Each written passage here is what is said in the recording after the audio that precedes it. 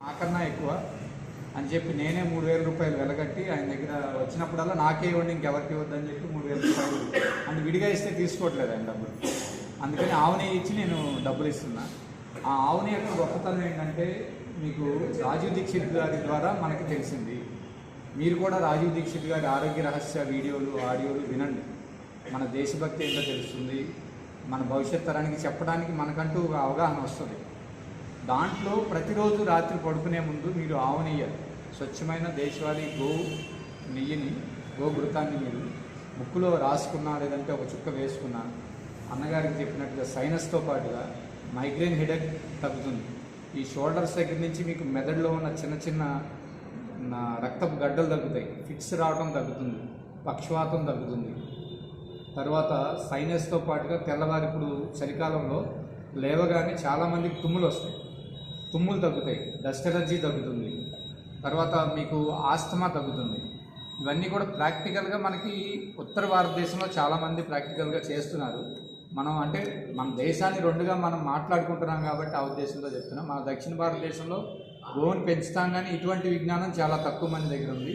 కాబట్టి దీన్ని ఎక్కువగా మనం ప్రచారం చేయాలి.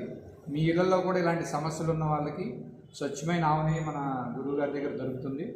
వారి దగ్గర తీసుకోండి, తెనాల్లో ఆయన ప్రోత్సహించండి.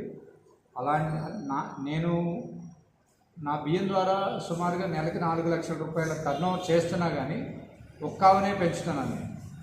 అంటే ధైర్యం సరిపోవట్లా, మనుషులు లేరు, నా పనులతో నేను బిజీగా ఉన్నాను, కస్టమర్లతో మాట్లాడాలి, రకరకాల ప్యాకింగ్ ఇష్యూస్ ఇవన్నీ ఉన్నాయి. కానీ నాకన్నా చిన్న వయసులో గురువుగారు చేస్తున్నది ఏంటంటే ఆల్మోస్ట్ 12 ఆవుల్ని ఆయన సాగుతున్నారు. ఆయనకి అన్నగారు చెప్పినట్టు పాద నమస్కారం కాదు ఇంకేదైనా చేయొచ్చు. అంత చిన్న వయసులో భగవంతుడు ఆయనకి ఆ జ్ఞానాన్ని ఇచ్చి గో సంపదను పెంచాలి, యజ్ఞం చేస్తారు. ఉదయాన్నే అన్నగారు చెప్పినట్టుగా అగ్నిహోత్రం ఇప్పుడు మనకున్న ప్రస్తుత పొల్యూషన్లో మన కుటుంబాన్ని ఆరోగ్యకరమైన స్వచ్ఛమైన గాలిని పీల్చాలంటే అగ్నిహోత్రం ద్వారానే సాధ్యం. మీ అందరికీ భోపాల్ సంఘటన తెలిసి ఉండొచ్చు, మళ్ళీ ఒకసారి రిపీట్ చేస్తున్నా. అక్కడ నిత్యాగ్నిహోత్రం చేస్తున్న బ్రాహ్మణ కుటుంబం మాత్రమే బ్రతికి బట్టగట్టగలిగింది. దాని మీద పరిశోధన చేసిన వ్యక్తికి నోబెల్ బహుమతి వచ్చింది. కారణం ఏంటంటే వాళ్ళు నిత్యాగ్నిహోత్రులు, సూర్యోదయంలోనూ సూర్యాస్తమయంలోనూ అగ్నిహోత్రం చేయడం. అగ్నిహోత్రం అంటే 2 ఆవు పిడకలు, ఒక 2 చెంచాలు ఆవు నెయ్యి, కొంచెం బియ్యం గింజలు వేసుకొని మనం అగ్ని చేస్తే ఆ సమయంలో వచ్చే పొగ ద్వారా ఆ పొగ ఎంత దూరం అయితే వ్యాపిస్తుందో అంత దూరం మన ఇంటి చుట్టూ ఒక రక్షణ వలయాన్ని ఏర్పరుస్తుంది. ఇది సైంటిఫికల్గా కూడా ప్రూవ్ అయింది.